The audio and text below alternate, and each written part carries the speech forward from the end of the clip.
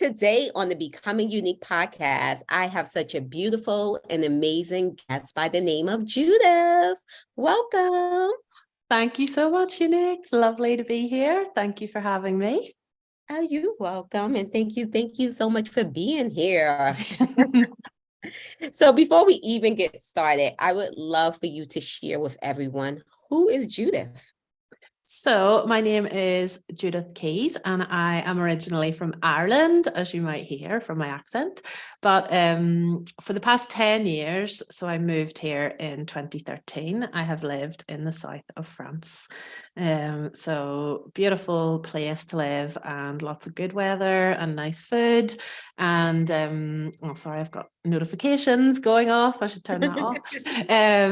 Yeah, so I moved here because I wanted to change, Unique. So I was working in a law firm in a corporate environment for a long time. It was something that, I could do it. It was fine, but it wasn't what I loved, and I needed to make a change. And my parents had retired to France. My sister had moved here, and everybody was sort of drawn to this place. And I was the last one to come. I thought, right, I'm going to go and try this. And I left my job and moved to France.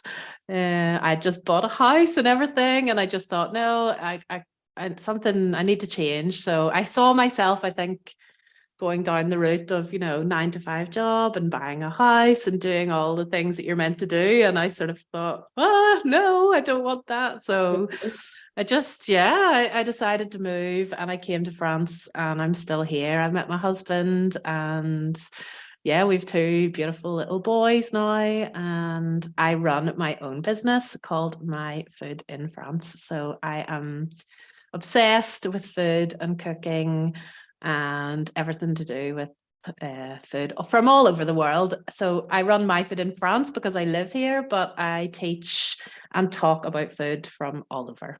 So, but I have this lovely surrounding area and gorgeous food from here in Provence in France. So quite often talk about the food here, but I love food from everywhere.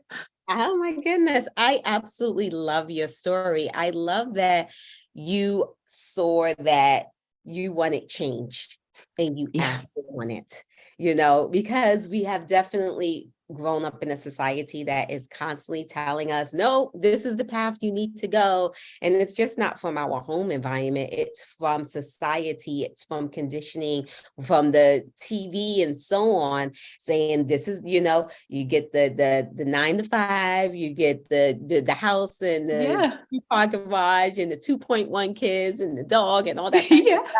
And this is the dream that society is telling everyone to have. But you was able to notice this and say, you know what, I'm going to get up and go. And now I'm going to give up the safety net of this 9-to-5 job.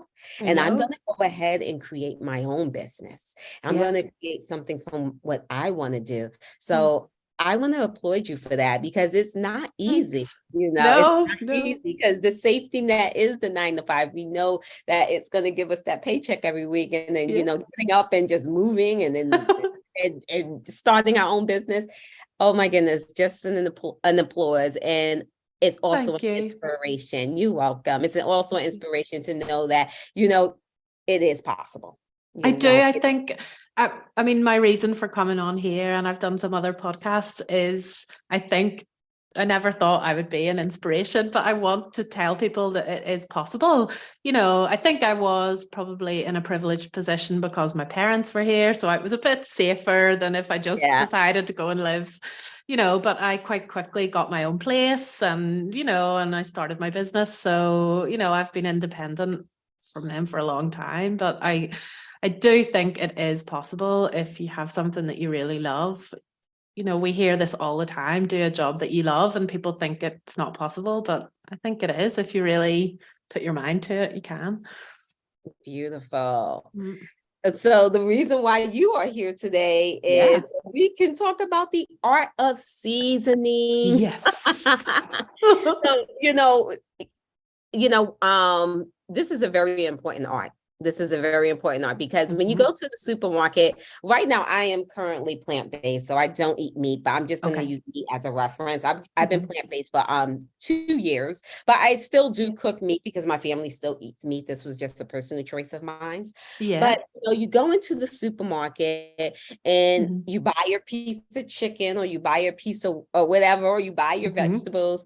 And now, you need to take it from this raw piece of chicken and now make it flavorful. Yes. And I can say I did, I spent a very large part of my life, by saying, oh, I don't cook, I can't cook, that's not my thing, maybe but for probably multiple reasons, not maybe being taught, Yeah. on what, because the art of cooking has definitely been lost in this the generation, because once they started making TV dinners in the 60s and making everything quick and fast food, the restaurants on every single corner, Mhm. families have, we have now a couple of generations of families just understanding how they just get things fast and quick. So the art of cooking has really, truly been lost throughout the Mhm. past couple of generations. Mhm. So that's one reason, me being intimidated by the kitchen, but probably not saying it, so multiple Mhm. reasons why I just didn't show up in the kitchen.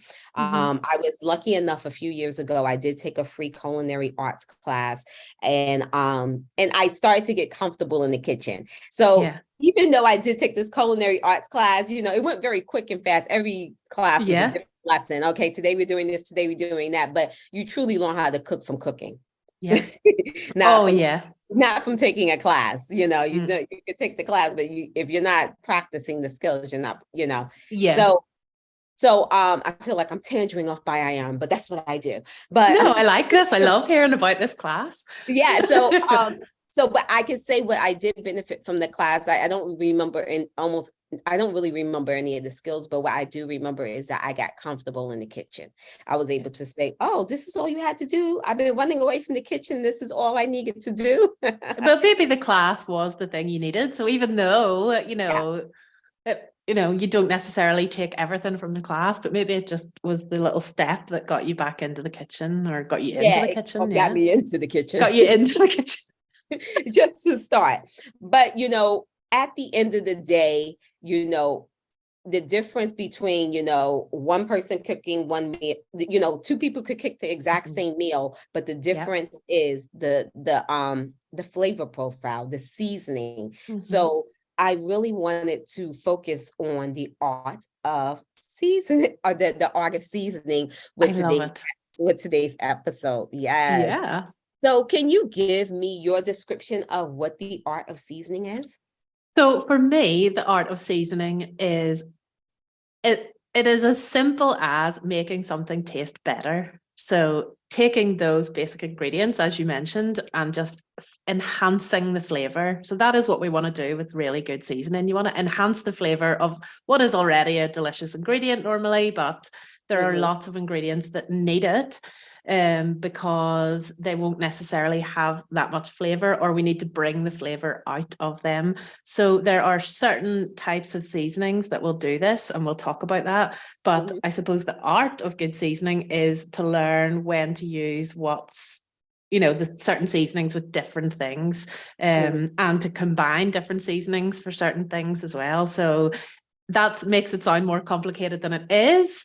I Yeah. think there are sort of a couple of basics that we'll talk about, that everybody can learn and put into practice in their cooking, and it will elevate all of your ingredients in your meals, I think. Yes, to elevate. Yeah. Yeah. So, what is your key to making a flavorful dish? Do you have a key? So my key is to start with the base ingredient that I want, and then work out what seasoning is going to work best with that. So I think for me, the key is to start with a good base ingredient and then figure out what is going to be the best seasoning for that. Mhm. Take something like, another really good example is, do you ever make scrambled eggs? I have in the past, yes. Yeah, I suppose if you're plant-based, you won't be Yeah. making them. But if you make scrambled eggs and just put eggs in a pan and have them just on their own, they'll not have any flavor at all, or very little flavor. It's, well, it's not very nice. Mhm. If you add fat and salt to those eggs, it will take it to a whole other level. So do not scrimp on lots of butter and lots of salt. And the difference in those scrambled eggs is, it's unbelievable. Try that. Try, with your family, give them one set of scrambled eggs with no seasoning and the other set of scrambled eggs with lots of butter and salt. And oh my goodness, unbelievable. There's so many examples of it. Unique, like corn on the cob. That was definitely a Imagine good that corn on the example. cob, just plain, add lots of spice and salt and butter. It's Mhm. delicious. Definitely a great example, like with the eggs, definitely. Oh, You know, yeah. you kept saying a base ingredient. Can you clarify what a base ingredient is? So, for example, if you decide you want to make corn on the cob, that would be your base ingredient. You think, right, I really want to make a good corn for dinner tonight. That is your base ingredient. Or you Okay, so like decide the you want, chicken is your base. or the chicken, or you decide you want salmon, or, you think of Mhm. whatever it is that you want, the main sort of ingredient or your base ingredient for the meal, and then work around that and decide what you're going to add to elevate the meal. Yeah. So now you say fat is really important. What is fat? So fat will be anything like, you could have fat that's already part of your base ingredient. So think of, again, for a plant-based person, this is probably not the best example, but a really good steak. You'll see the marbled effect through a steak. If you have that marbled effect, that is fat. That is what you're seeing in there. And that will make your steak delicious and juicy and add that extra delicious taste. Fats can also be anything like, well, the butter, oils. You'll get fatty fish, so things like salmon and sardines and things like that will have a higher fat content in them too, and that just all adds to a stronger, tastier flavor for us. It's something that we love as humans. Fat and sugar are things that we needed from, in history, way back to, trying to think when prehistory, we've always needed to have those two things. Those are the things our bodies need. We also need salt. So, we don't want too much salt, but we literally cannot survive as humans without salt. You need salt for your functions to work, for your bodily functions to work, and for everything to work properly. So you definitely need salt too. Don't cut it out completely. Don't want too much of it, but it's the same with anything in moderation. Don't want too much fat. Don't want too much salt, but you Okay. need it. We definitely going to hit salt in a minute, but I just wanted to clarify on fat. So fat is definitely butter and oil. So when you hear someone say, add some fat to it, that's butter and oil, or just knowing when you're cooking your food, if you want it to be more flavorful, which is true, because otherwise it's kind of dry a lot of times. If you don't add that butter or oil, then the pan is sticking, the food is dry. So think about for you as well, something like really good coconut oil works well for cooking anything, because it's sort of flavorless. So if you want something that is a good all-around plant-based cooking oil, a coconut oil is good.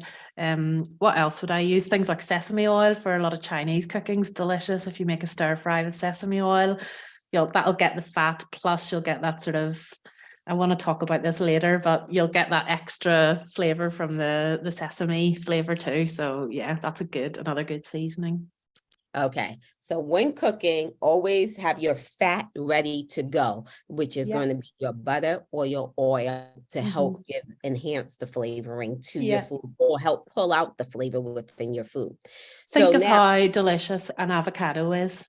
Yeah. How that feels in your mouth when you eat an avocado. It's that creamy, delicious taste. It's such high fat content in an avocado, so you want to think about good fats. So maybe not so much your vegetable oils, but things like really good extra virgin olive oil, avocado, coconut oil. All those are good alternatives if you want to avoid butter or vegetable oil. So think of good fats too, and they're still just as nice and make things just as tasty. Yeah. And so also at the beginning, you had described the steak. So when someone's cooking meat, it's, good to pick a piece of meat where it has the fatty pieces around it, because then when you're cooking it, it's going to create all that oil in the pan, or all that oil in the roasting pan, whatever, however way you're cooking it, which is going to help create that flavor. And then Yeah. I don't know if you do anything like black eyed peas, like in my household, we may do like, black eyed peas, lima beans, collard greens and stuff like that. And a lot Yeah. of times we'll put smoked turkey neck or something like that, I guess, as the fat to create that Yes. flavoring within the pot of beans or the pot of Exactly. collard greens. So it helps pull and enhance the flavoring. So that's the That is fat. what you're doing. That you're adding a seasoning by adding that, or say you Yeah, added I guess I'm some. not adding that piece of meat is because Yeah. fat is adding the seasoning. Yeah, and you're also getting, say you added some bacon as well, and a Yeah. good piece of fatty bacon would do the same. So quite Yeah. often when I was growing up, my dad would make us turnip. I'm not sure if it's the same word in the States, Yeah, if we you use use turnip. turnips Yeah, here. yeah. Yeah.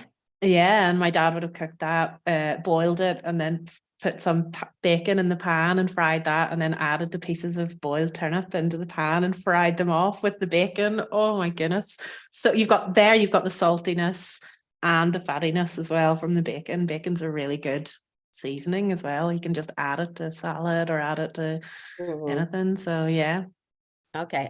So this is a great start. So just being mindful, if we're just, we're kind of a virgin at cooking and we want to get in the kitchen and just understand how to build a flavor profile, we need to understand how we're going to incorporate that fat.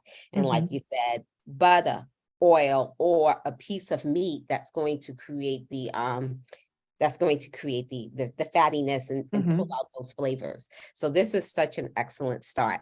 So now when I think of seasoning, I think of salt and pepper. Yeah. Salt and pepper, like, because I feel like that's the standard. Like people may talk about adding all these other flavors. Oh, it's your cumin, add this, add that. Yeah. But I just personally feel like the base that in anybody's kitchen, you're always going to have salt and pepper. So can you break down, like, first of all, salt, because I feel like it's almost different salts, like iodine salt, sea salt, and all these different salts. Like, what's the difference? When do we use which, different ones? And if anyone's listening, get your pen and paper. So let's start to understand like the salt. Yes. So the first thing I would say is when you look at a recipe, it will quite often just say season. It will be a direction just by itself. And that means add salt and pepper. So in the most basic terms, you are so right.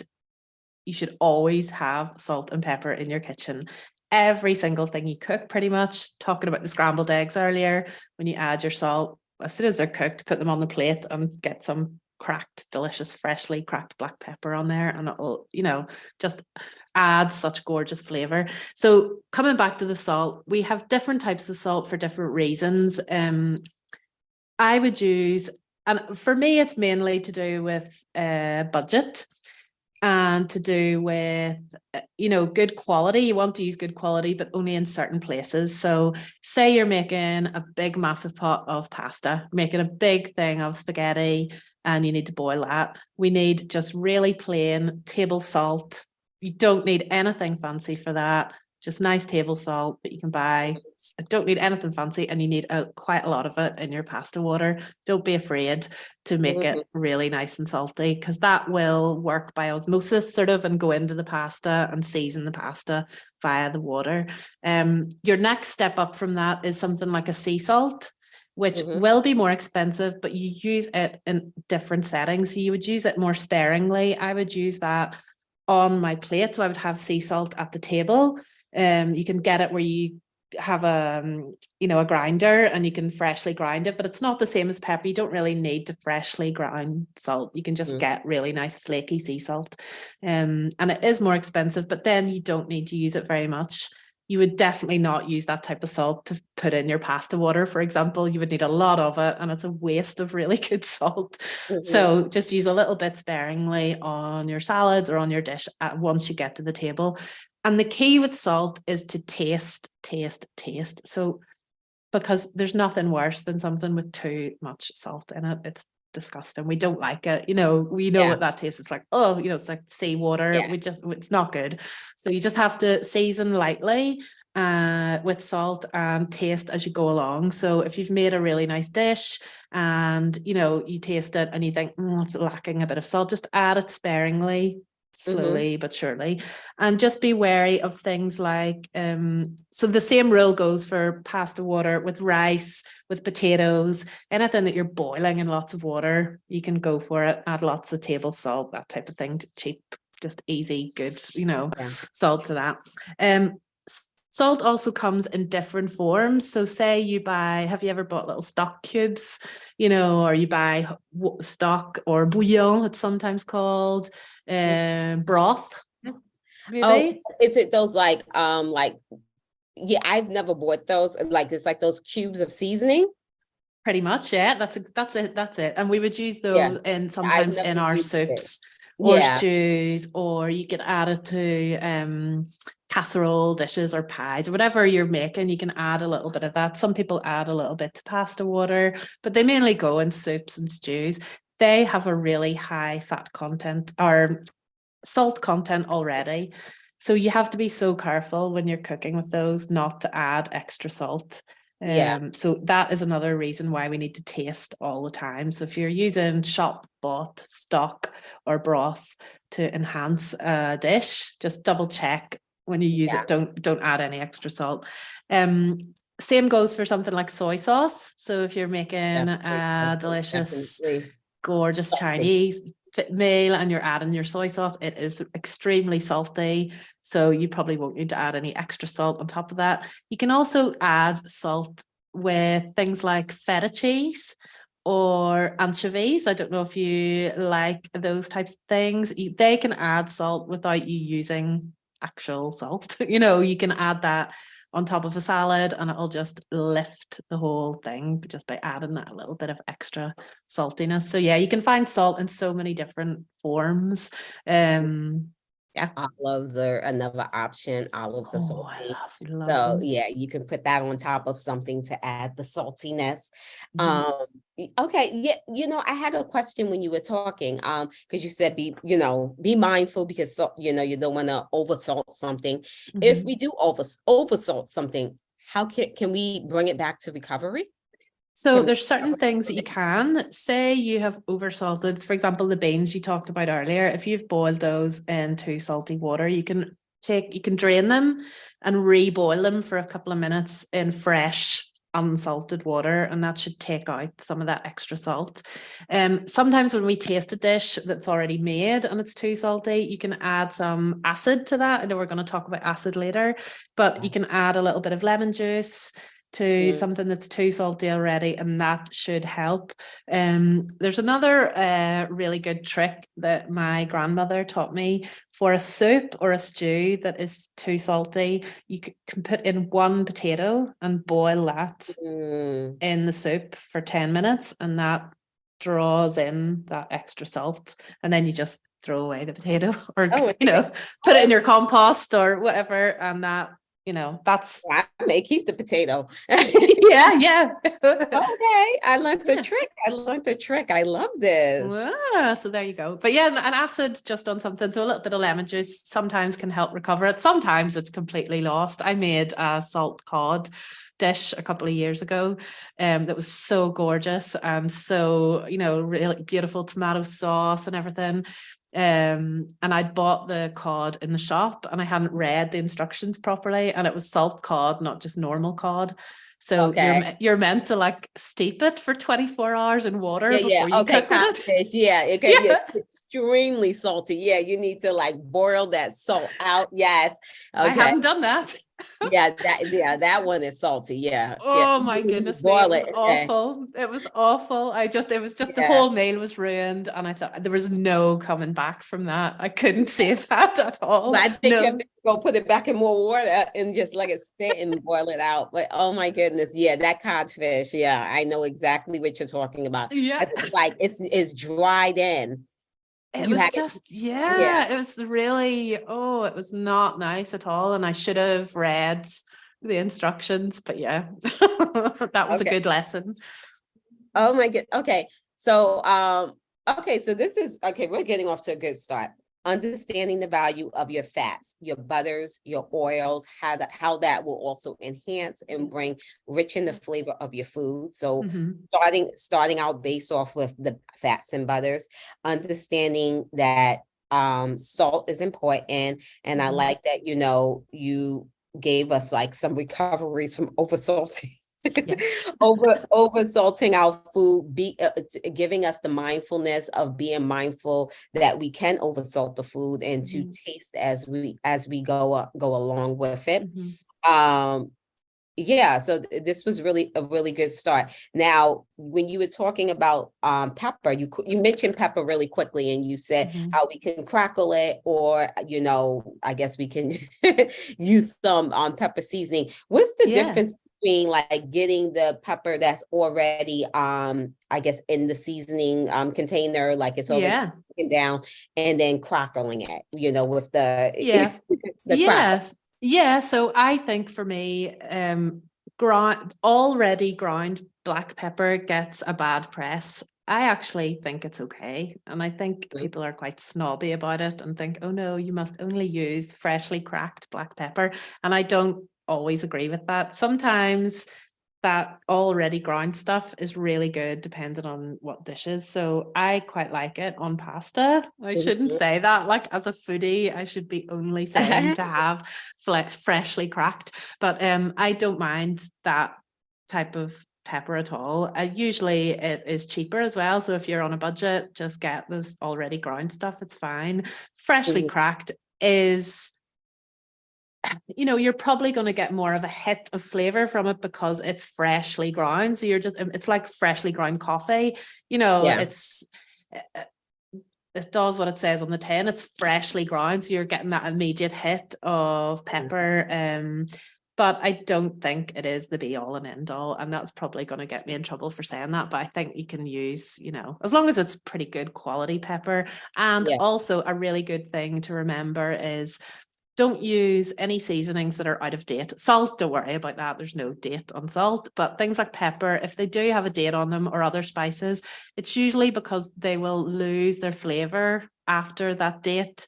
So, I mean, you can use them, different sort of dried spices and things, it's not going to cause you any trouble to use them, but they won't be as good. So it will Yeah. not give as much of a flavor, or, it'll not season your food as well if it's out of date. So keep an eye on the dates on your spices in the drawer at home. And, anything I mean, you could get away with a few months, but anything over a year old, get rid and get nice new stuff.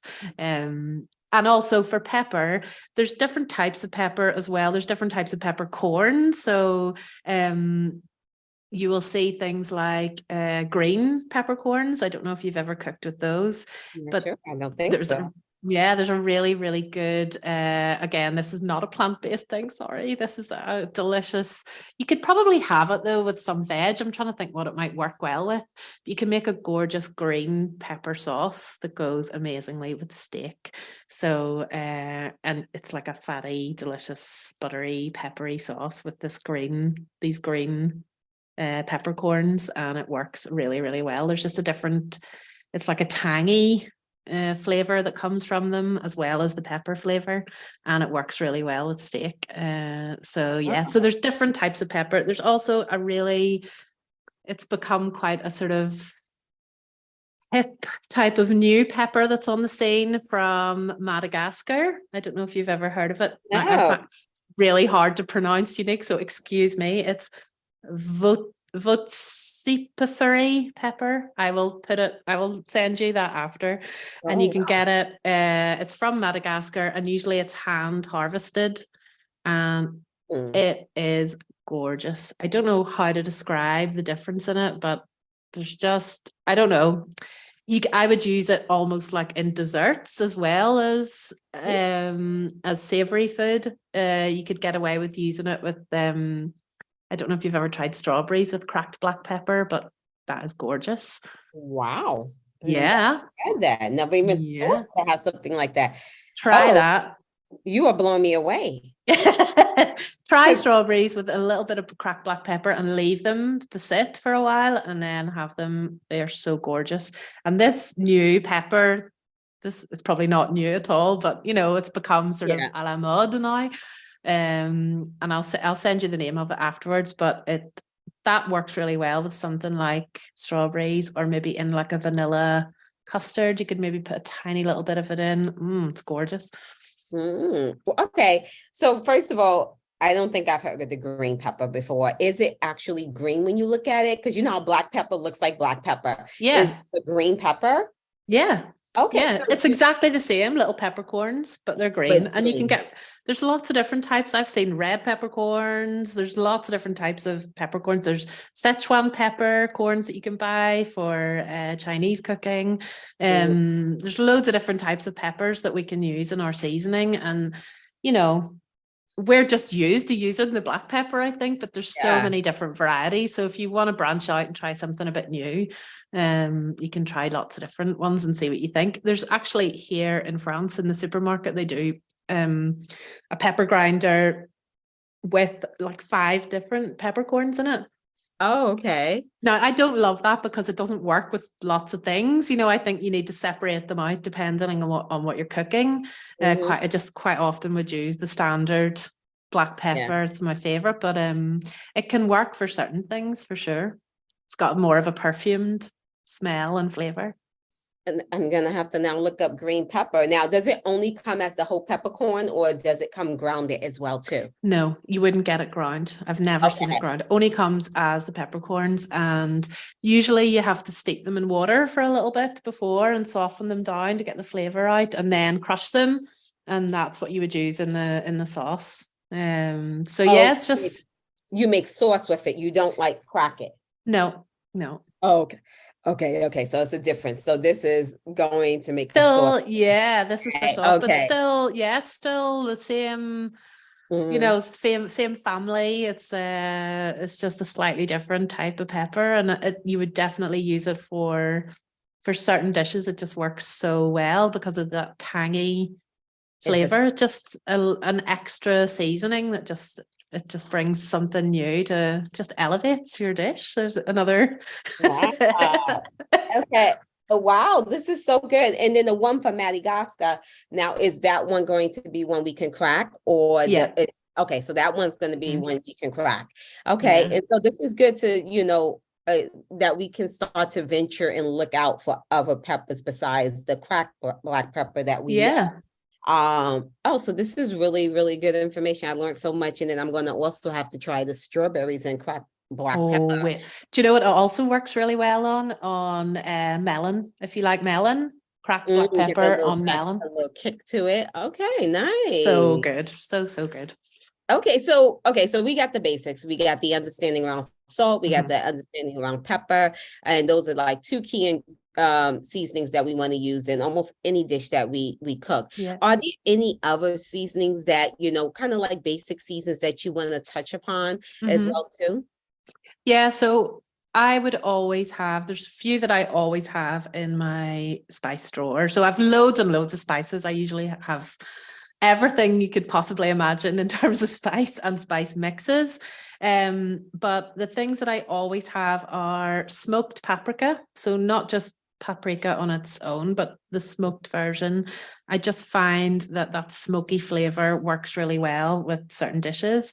I also have oregano, we say, but I think you guys say oregano. Yes. Always have that. I always have a really good curry powder. So curry powder is one that, again, it's better to spend a little bit more and get a good curry powder, or curry paste is all even better if you could buy a good curry paste. And I also love Jamaican jerk seasoning, so I'll nearly always have some of that, or I will have the ingredients to make my own pretty much. And the same with curry, I'll have either the paste or I'll have the spices I need to make those. So they would be the 4 I would probably always have, because I quite often use those in my cooking. But I've got pretty much every spice. Oh, nice. Okay, so all of these are familiar seasonings to me. I'm sure it may be familiar seasonings to anyone listening. So smoked paprika, oregano, curry powder or curry paste, and jerk seasoning. Yeah. Now, we obviously don't want to use these, like salt and pepper we can use with almost any dish we cook, but obviously we don't want to use this in every dish we cook. So can you kind of break down when we would want to use each one? Because I don't, I personally wouldn't, if I'm cooking spaghetti, I'm not going to use smoked paprika. Maybe you do, I don't know. No, not with spaghetti, I wouldn't. Yeah, no. So you know, someone may I buy, agree. someone that's like a complete virgin in the kitchen may buy, okay, these are the key ingredients, and then they start putting smoked paprika in their, in their pasta, and they're like, oh, I don't know if I like the way this tastes. So we could just break down like when we would want to use each one. So like smoked paprika, what dishes would you want to use that one in, or what would be the purpose of that one?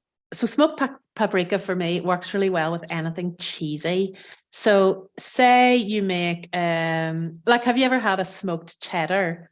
That type of thing. When you buy cheddar cheese that's already smoked, or you buy like, I'm trying to think, there's other, you can buy sometimes nice mozzarella that's smoked. So no, never. It usually works really well. Anything smoky works well with cheese. So think of things like if you ever made like a hot sandwich with cheese and ham and that type of thing in it, I would always add a little sprinkle of smoked paprika in that, and it just is delish.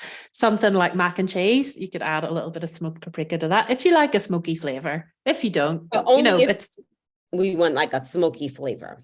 Okay. Yeah, but anything cheesy, it works really well with. I also love it in chicken dishes. I would add smoked paprika to maybe a tomatoey, cheesy chicken dish. Anything where there's a bit of extra fat and, you know, from the cheese, and, you know, like a hot sandwich or something. We also have a thing here, an omelette. It works really well in a cheesy omelette. It works well in, we have galettes here, they're called in France, and they're made with buckwheat. So if you ever have like a big buckwheat pancake, and we would add ham and cheese and maybe even crack an egg into it and put it in the pan, and I would put my smoked paprika on that and then fold it up, and it's very good. Okay, so smoked paprika when you just want to bring a smokiness to the dish. So so like if you're cooking a piece of salmon and you want it to have a smokiness to it, you would put the smoked paprika on it. Yes, I've never had it on salmon, but yes, it probably would work with that. What else came to me there? So say meatballs, like pork, sort of like pork and pepper meatballs, you know, like red peppers and all that. You could add a little bit into that type of dish. It would be delicious. Yeah. Okay. And then also play in the kitchen, kind of figure out where your taste buds are at. And, you know, even if you don't have smoked paprika and you want to figure out where it works in your kitchen, just play. Just play. This is what it is all about. So the whole point of seasoning is to make your dishes nicer. So use things that you love. Like I love smoked paprika because I love a smoky taste. My husband, on the other hand, hates it. So he, you know, if I'm making the galettes, I'll not put smoked paprika in his. He just doesn't like it. Yeah. So think about what you love.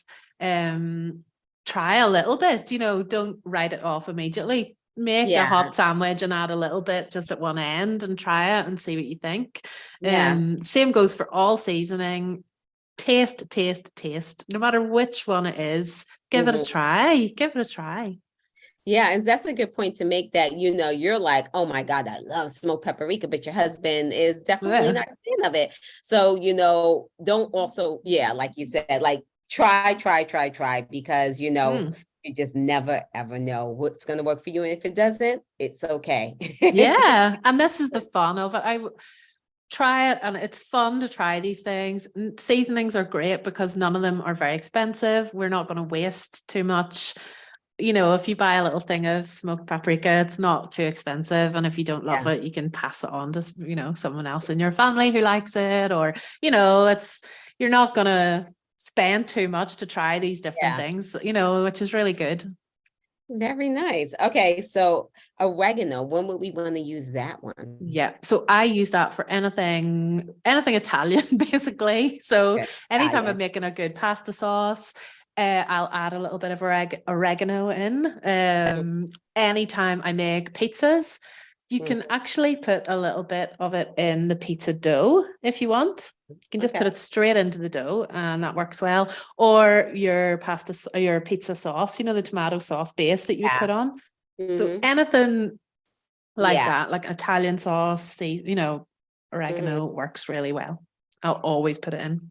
Okay. And then curry powder. Yeah, so a curry powder for me just is for your standard, a really good curry. You need curry powder, you know, you need to have that. It also works for, so a curry paste is a slightly better option only because you have, I think it's done in oil, so you've got that extra fat, and the spices are, I don't know what it is about it that makes that better. I just know that I prefer the flavor that comes from a curry paste to a dried curry powder. And I don't know why that is. It must be something to do with how it's preserved, how the spices are preserved in that paste, that makes the flavor come out a little bit better. It's the same with those types of stock cubes or those broth cubes I talked about earlier. You can buy the dried versions, but you can also get little pots of concentrate stock or broth that work better, I think, because they're not dry, you know. So always have a look for if you can get just a slightly you know, like a paste or a concentrate version. But yeah, that curry powder works really, really well in obviously curries. I would quite often have it in you can add it to coleslaw. I don't know if you've ever had a curried coleslaw.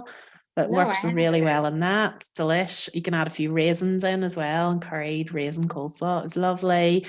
You can have it with eggs if you've ever made deviled eggs, where you take out the yolk and you can add a little deviled egg. Okay. Yeah, you can add a little bit of curry powder to that as well. Chicken and mayo with a little bit of curry for a sandwich filling is delicious.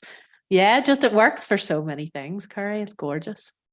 Now, are you able to describe a flavor profile for curry? Because it's not, you know, I almost feel like, you know, it is maybe someone likes curry or they don't like curry, to kind of understand what the flavor profile is. So I think for curry, it doesn't have to be hot necessarily. So if you love spicy food, a curry is not always going to be spicy or hot necessarily. It should, however, be warming. There should be warming spices in it. Yeah. So you should feel that lovely warming flavor in your mouth. It should be really savory, obviously. Sometimes there is a little bit of cinnamon in it, and you'll get a warming feel from the cinnamon. But generally, it's it should be quite a strong flavor, I think. I'm trying to think where else you might get that type of flavor. A lot of Caribbean dishes would have the curry flavoring on it. So like Caribbean foods, you know, curry would be the way to go if you are looking to Caribbean taste. Okay, so and then the last one you have on your list, even though there are many more seasonings. Yes, there's so many. But we're just kind of giving a baseline, like if you want to play in the kitchen and start to play with the seasoning so you don't have the same meal all the time. Because the great thing about the seasonings that you listed, you can take the same meal and constantly change it. So you can take that piece of chicken and one day have a curry chicken, one day have you know, a jerk chicken. Let's talk about jerk now, the jerk one. Yeah, so jerk seasoning is originally from Jamaica, and the reason they called it that, it was the process of putting holes into their meat and covering it with spice, and that process was called. So they put holes in the meat that they wanted to cook. So they would. Okay. Yeah. So they would put holes in it and then spread the spice, whatever spices they were using, so that it would go into the holes in the meat and get the flavor right into it. And that process was called jerking. And then that became the jerk spice. So that's where it's from. And the process is still called that actually as well, but that's where that has come from. And the spice mix, there's so many flavors in jerk seasoning. So it is just, you have like an all-round flavor profile with jerk seasoning. That's why I love it. It's not just one type of spice. You've got like garlic powder in there, you've everything, loads of different things. And I would use that with, so I would definitely do jerk chicken, salmon, and it's also really good on corn on the cob. buttery roasted jerk corn on the cob is gorgeous on the barbecue. Oh, nice. Okay. And then to me, when I think of jerk seasoning, I think of spicy. Yeah. Yeah. So for someone that likes that kick and that spice, that's where you would go towards the jerk. But if you're not necessarily a person that likes all of that intense spice, they may want to stay away from the jerk seasoning. Depends as well, Unique. So what we can do with that is make our own. So if you sometimes you'll see on a a bottle or a jar of seasoning, you'll see how hot it is. They'll usually have an indicator on the label. So you might be able to get a jerk seasoning that isn't too spicy or hot. But if that is going to be an issue for you, you can make your own. There are so many recipes for jerk seasoning online, and you can just take out the chili flakes. So usually it's chili flakes that are then ground in. You can just take those out and use the rest and it'll still be delicious. So making your own spice mixes is amazing. If you are interested in doing this, if you don't want to buy a mix that's already there, do your own. I have made so many different mixes of spices that I love. And my favorite one to do myself actually is for Mexican cooking. So things like fajitas, you quite often get a ready-made mix to do those. When you do your own, I don't know what it is about doing it yourself, but it just is. I don't know what it is, but try doing your own. And there's so many recipes online. Just look up jerk seasoning mix and find out what's in it and then do it yourself. And, it's really nice. Yeah. Well, thank you for that reminder, because a lot of times, especially in today's society where we're living in this microwave generation, we want everything already done for us. So if we're looking for a jerk seasoning, a curry seasoning, adobo, or whatever the seasoning may be, we go in the store and we buy it already pre-made. But we do have the option to gather the seasonings ourselves and customize it for ourselves. So thank you for the reminder that that is an option, because I know it's an option now, but like I said, just a few years ago when I wasn't in the kitchen at all, I wouldn't have known that this was an option. I wouldn't, what do you mean put my seasonings together? But you can put your seasonings together. You don't just buy Adobe mix in the supermarket. You can create your own Adobe blend. Yeah. And the same goes for an ingredient in that mix that you might not like. So there's some North African cooking that I love, but quite often there is cinnamon in it, and I don't like a cinnamon taste in a meat dish. It doesn't work for me. I love cinnamon with sweet things, but I don't love it in savory dishes. So I will quite often make a mix up and not put the cinnamon in, where if you buy a Moroccan spice mix, for example, it will often have it already in there. So it works well for, if there's things that you don't like and you need to remove. It does mean that it's more expensive to make up the mix because you'll be buying all the different spices to do that. But then you have them in your repertoire for after. You've got all these things that you can use again, and think of, rather than making it up once, then you've got the ingredients to make it up lots of times. If you really love it, you can try it, do it again and again and again. Yeah, and also you just have the seasoning. So when you're making whatever dish you're making, you'd be like, I don't want this whole blend, but I just want to use the cumin, or I just want to use this part. I really like this flavor, because all of our taste buds are so different. And what works, you may figure out like, that's that one key ingredient in that seasoning that I've been loving, and you can create it. So we have options. We definitely have options. And I think we do. And for seasoning as well, something that's so important is because of that elevation of ingredients. I think that is so key. You asked me earlier what the key was, and I think another key part to all of this is heat. So when you roast something, when you barbecue it, when you fry it, when you add heat, that creates its own type of seasoning. If you've ever had those little blackened bits on corn on the cob, they're so tasty, or if you've made, roasted vegetables in the oven and you get the little crackly bits that have been roasted, they're so tasty. That is a seasoning in itself. It's like, just happens.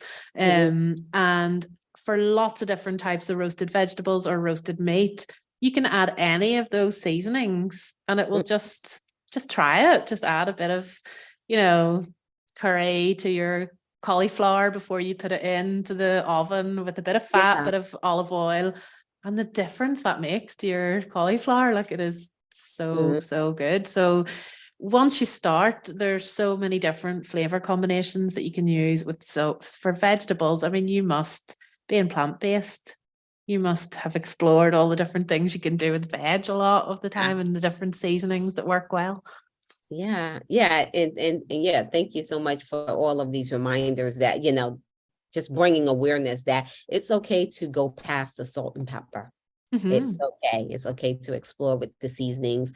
Reminder that the fat is important, because it's a big difference between just throwing seasoning on the cauliflower but throwing fat on the cauliflower, then throwing the seasonings, it's a completely different cauliflower. You're going to have the moisture and it's going to be texture, where if you don't put the fat on it, you're just going to have a burnt, dry.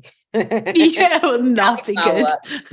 So how important that fat is. So now let's talk about acids. So we got what fat is. What, acid.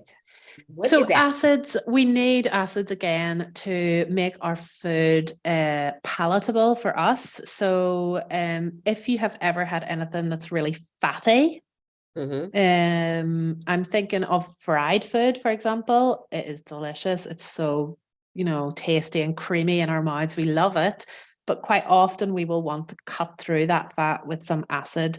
So with fried fish and things like that, we'll quite often add some lemon juice, and it just helps to make that food brighter and cleaner in our mouths. We love that, like in the UK. So I'm from Ireland, from Northern Ireland, which is part of the UK, and we love fish and chips there. And quite often we'll have vinegar on that. It's malted vinegar, and that is an acid. And it just enhances the flavor of the fish and chips. So we'll put salt and vinegar. So there we have our salt and our acid. And that flavor combination just enhances it so much. So we want to use it to make, you'll notice when something is perfectly acidic to the way that you like it, when it feels nice and bright and clean in your mouth. That's what that does. That's what we like about it. We can use it to soften the flavors of some foods. So if you've ever had, what would be the way we would describe that? So if you've ever got a red onion, it's quite a strong flavor, a red onion, and say you want to use that on a salad or as a garnish on a burger maybe, and you can soften the flavor of that by just chopping the onion and putting it in some vinegar. So some white wine vinegar over it, or a bit of red wine vinegar, and just leave it for 15 minutes. And the vinegar, the acid in that vinegar will break down the strong, pungent flavor of the onion. You'll still have the delicious sweetness of the onion, but it just won't be strong. So we can use it in that way, and you can have those beautiful pickled onions, really quick pickled onions on your burger or on your whatever, straight 15 minutes and the job is done. You can use it. So imagine your tomatoes in a pasta sauce. That's an acid. We love that. We love that tomatoey flavor. We use it also sometimes to cook from within. So imagine like rice wine vinegar in a delicious Chinese meal. You would quite often use the vinegar directly into the sauce when you're cooking.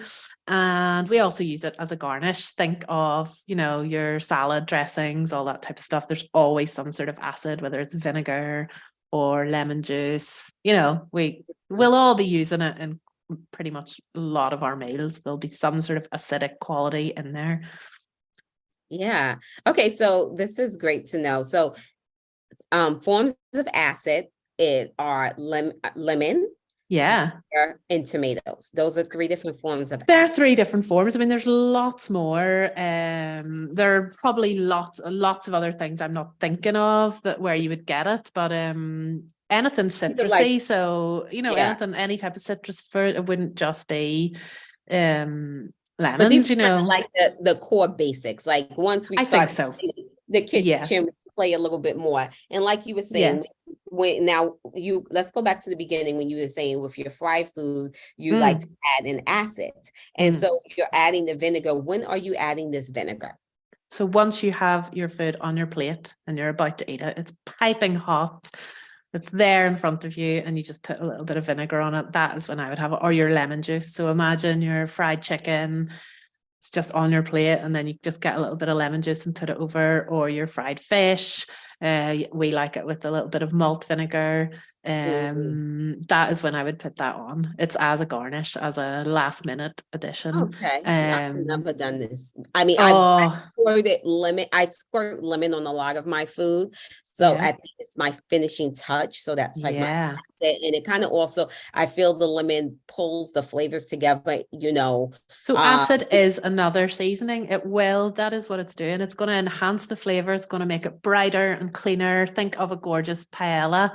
We will often put lots of lemon juice on paella because it just enhances the flavor. So that salt and that acid works together to create a sort of umami flavor, which is, this is what I wanted to talk about as well. It is the fifth taste that we as human beings can sense, umami, and it is the marriage of salt and acid together. A marriage of salt and acid. Okay, Yeah. thank you for saying that, because I have been seeing, like, I follow different people like on Instagram, and I, different foodies and stuff, and it's like, oh, the umami, I've been hearing it. Yes, but like it is the new thing. Yeah. But I'm like thinking like it's a flavor we buy in the supermarket. Like, can you buy this in the jar in the supermarket, umami? Well, funnily enough, I literally just the other day bought some umami paste and I have yet to use it. But I can already feel my taste buds. I can feel my mouth watering. You get the umami flavor. It's a Japanese word and it comes from things like tomato products, sorry. We say tomato. So you get it from tomato products, mushrooms are another source of umami flavor for us, meat broths, certain cheeses, yeast extract. So I don't know if you use nutritional yeast as your plant-based, you'll use that. That has an umami flavor for us. So they're in your salad dressings. I don't know if you ever put your nutritional yeast in a salad dressing. Sometimes I just kind of sprinkle it on top of my vegetables. Oh yeah, I finish, and it kind of also pulls the flavors together. So you are not even realizing you're using umami. You're getting the fifth taste. So wait a minute. So if me putting nutritional yeast, that is an umami just by itself. Yeah. So it's saying, but you said it's like a marriage between salt and acid. So because that nutritional yeast has a saltiness to it and an acidity to it already. Okay. It's the same with tomatoes. Certain tomato products will have that. So think of ketchup. It has an acidic flavor for us, a sweet flavor too, but it also has the saltiness. So anything with sort of both of those flavors has umami for us. That's what umami is considered. That's what it means. It's that when you get that mixture of both, and it makes your taste buds, makes your mouth start to water. And we can use that mix. So you can buy it. And I'm not sure yet. I haven't used it. I don't know where I'm going to use it yet, but I'm imagining in things like stews where I want to add a depth of flavor. Probably in a pasta dish, a really tomatoey pasta dish, I might add a little bit extra, just a little bit of it. And it's just going to enhance. This is the thing. It's not going to overpower. It's not going to take over the dish. It's the same with your acids. We don't want anything too acidic. We don't like that, but just a little bit just enhances the flavor of everything. This is the key. This is the art of seasoning. We just lift your base ingredients to something better. Okay, so you were saying like I've never had, when I ate fish and chicken, I never like put vinegar. I never even thought to do vinegar, on top of, my fried food. Also, I almost like it may get wet, like, I don't want it to get soggy. To get soggy. Now, would you use the vinegar anywhere else? Like, because a lot of times I feel like we may wash our food with vinegar. So then I don't know if the flavoring is the acid is being picked up, like, soak your, whatever, like, your meat in some vinegar, or splash some vinegar, like before you cook it, or things like that. Would that be considered adding the acid at that time as well too? So that wouldn't necessarily be for seasoning. So whenever it tells you to put some vinegar on a meat before you would cook it, it's to break down and make it more tender. Vinegar as an acid will break down. So it's the same with the Okay, the onion. It breaks down and neutralizes that strong flavor, and it will do the same with things like chicken. It will break it down a bit and make it a bit more tender. I don't tend to do that. Have you ever made buttermilk chicken? So usually fried chicken is done with buttermilk first, and so buttermilk is acidic. It is an acidic thing, and that's why if you leave chicken, gorgeous chicken drumsticks in buttermilk overnight and then fry them, the chicken will it'll have broken down and become so tasty and delicious, and that is the acid in that buttermilk that's working on the chicken. So that, in terms of, it's not necessarily a seasoning in those cases. It's used in a different way, but it still enhances the flavor of the food. So I suppose we would say it's a seasoning, but it's just it's from within rather than adding it on top. Okay. So, and I feel like there was a Netflix series like a few years ago where it was like, what was this? I can't think of the name. I know what it is, and I'm going to show you because I brought it with me to show you. It was fat, salt. What's the name of it? Oh, I've got it. Salt, fat, acid, heat. Okay. Oh, that's the name of the series. Yeah, and this is the book. This is it. So I was having a flick through this beforehand, before I spoke to you, because this is the Bible when it comes to learning about seasoning and why these things are so important. And each section tells you, the uses of salt and the fat and the acid and the heat and why, and gives you the whole breakdown of the science as well as when to use it and different guides. And it is an unbelievable book. So if you're interested in learning more about seasoning, definitely it's one. If you love cookbooks, which I do, I have probably about 100 of them, it is a masterpiece in learning about those things. So yeah, definitely a good one. And just so useful, I think, because it will help you take those base ingredients to something better, for sure. Okay, so would you always want to have salt, fat, acid, and heat in every dish? Would that be a goal? No, Okay. definitely not. So we're gonna only add the things that we want to add. We wouldn't want to add heat to a salad, for example. You wouldn't want to roast. Well, you could roast some things. Depends on what direction you want to go.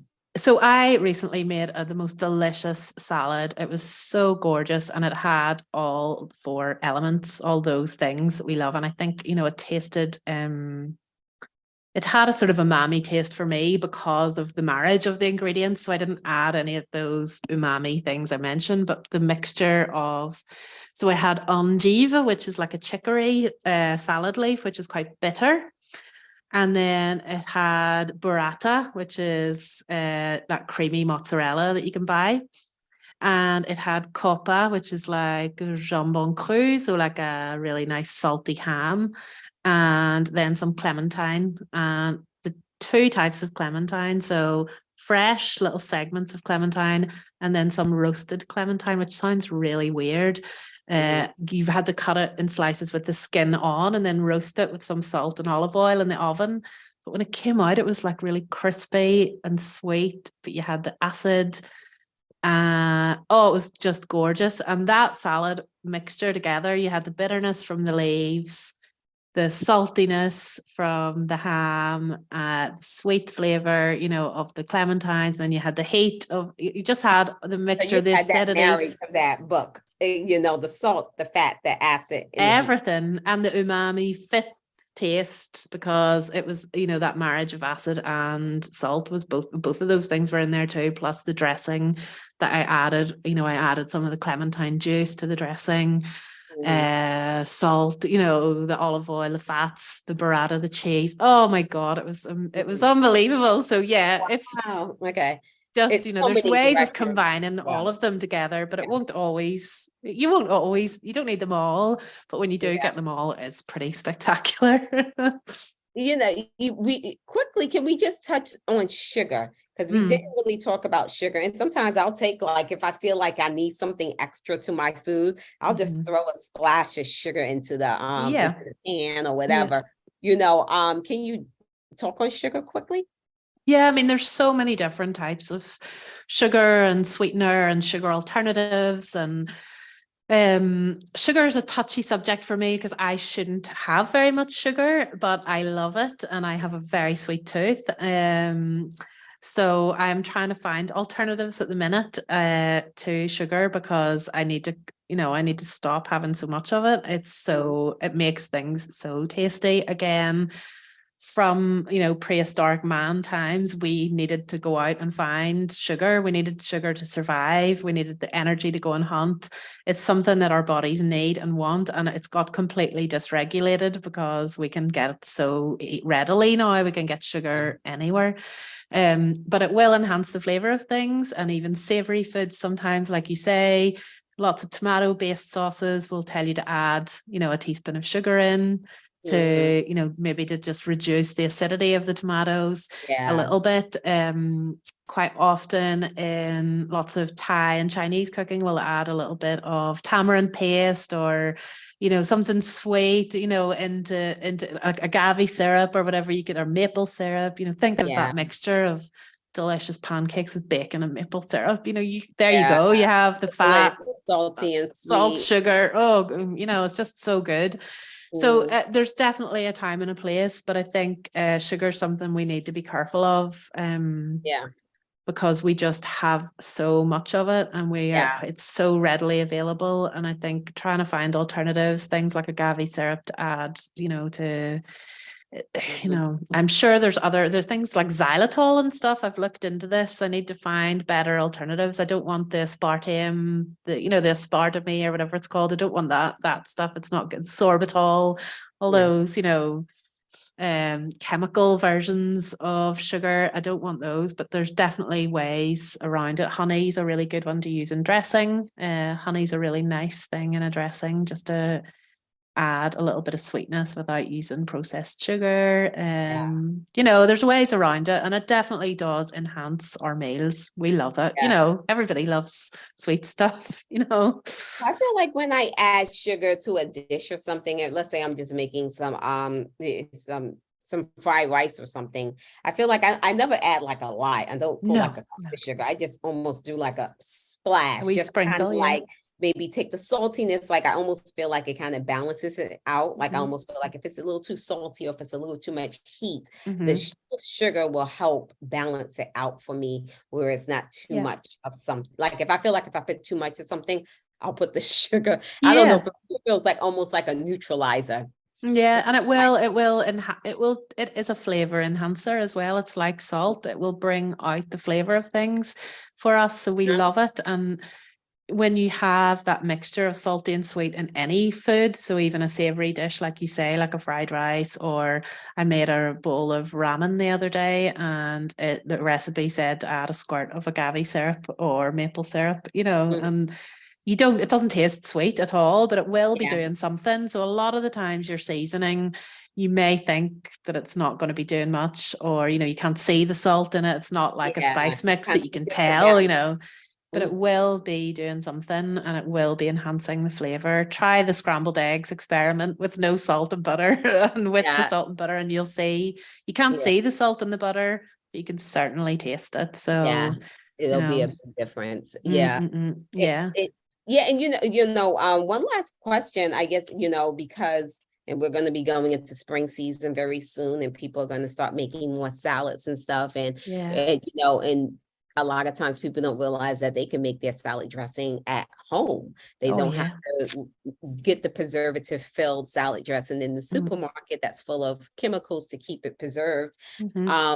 Could you give us, like, a quick recipe, not a recipe saying add, this, but like the blend, like, oh, this acid, Yeah. sugar. So Yeah. what would you do to make like a great salad dressing? So this is my classic vinaigrette that I have always used, and it's so simple. So it is 4 to 1 of olive oil to vinegar. So for whatever ratio, you know, it's always 4-1. So say you do 4 tablespoons of oil, it would be 1 tablespoon of vinegar. And then you can work So from the, there. the oil is your fat, the vinegar is your acid. So you want to use a fat and an acid. Yeah. If you wanted, you can use, if you want to add sweetness, you can use balsamic vinegar. It has a sweeter flavor than red wine vinegar or white wine vinegar. So you could use balsamic for sweetness. You can also use lemon juice for your acid. So depending on what you're making the dressing for, you might want to use lemon instead, but I'd quite often just use red wine vinegar for a normal salad. And then you want your salt and pepper for sure. So definitely salt and pepper to taste. So add a little bit of salt and then check with your little finger, see if it's salty enough, add a bit more if you need to. Pepper, and I always add a little bit of mustard. I love mustard. And even if you're not a mustard fan, I don't like mustard really on its own. I don't love it. But although I did when I was pregnant, it's all I wanted was mustard and sardines, weirdly. But anyway, try and add just a teaspoon of mustard to that dressing. So you're 4 tablespoons to 1 tablespoon and then a teaspoon of mustard. And I promise you don't taste the mustard. It just enhances the flavor of your dressing. So that is my basic go-to vinaigrette. You can double it up. So it would be 8 of oil and 2 of vinegar and your salt and pepper and mustard. You can add a little bit of honey to it if you want sweetness. You can add a little bit of fruit juice. You can add, you know, use whatever acid you want really, but that would be my go-to. And the balsamic would add a bit of sweetness. You could also add a little bit, tiny bit of honey or agave or something if you wanted sweeter. But standard, yeah, just oil, vinegar, salt and pepper, and a bit of mustard if you want. Yeah, so okay, so that's good. And then just understanding that, you know, when making you know, whatever ingredients you go towards with your dressing, a fat and an acid is the most important. Yeah, So and that ratio 4-1 usually works. the fat would be the oil, the acid would be like your lemon, it could be you know, your clementine and orange could be an acid, like, and then also maybe adding more flavoring by adding, like, you can just blend up some peppers and different things like that. And then, like you said, the salt and pepper. You can add so much to a dressing. Yeah, you can add tahini's a really good one. I love tahini, and I'd quite often add that to a dressing. You need to add a little bit of water to tahini to get it to loosen up, but that works really well. There's so many things, and my best tip for salad dressing is to make it in the bowl that you want to serve your salad in. So take your empty bowl and make your dressing in the bottom of it. So add your oil and vinegar and, you know, your fat and your acid and your salt and pepper and everything into the bottom of that. And then add your leaves and whatever else you want on top. And then leave it. That's it ready. You know, if you start to toss your salad and then leave it, it goes all wilted and not very nice and soggy. But if you just leave it at the bottom of the bowl and add your leaves, and then you can have it sitting out for a while, and it just makes it so don't toss it until you're ready. Last minute, toss the salad. It's already in there. It saves you making it in a separate bowl. And that, don't just add your dressing on to your salad on the plate. Make sure you toss it all together so that your salad is completely coated in the dressing. If you just add it on your plate, it won't get over all the whole salad. You know, get it in the bowl and get it really well mixed. Yeah. Oh my goodness. We have learned such a wealth of information today, with just like really understanding like how can we play with flavor profiles outside of just using salt and pepper, you know, in the kitchen, like, and we don't have to necessarily go into the supermarket and buy all of this prepackaged seasoning and prepackaged stuff. We really, once we get in the kitchen, we can really play around with the tools. And I really think we covered so much today. Is it anything you want to fill in before we close out today's show? I just want to thank you, Unique, for having me, because it really made me think about how I use seasoning. I loved your questions. I thought they were fantastic. Thank you so much for making me think more carefully about how I season. And I think it has inspired me to try other things as well, to try different flavor combinations and to make more use of. I mean, I use all of those things all the time, but there's so much more I could be doing. So it has re-inspired me to try new things. So thank you so much.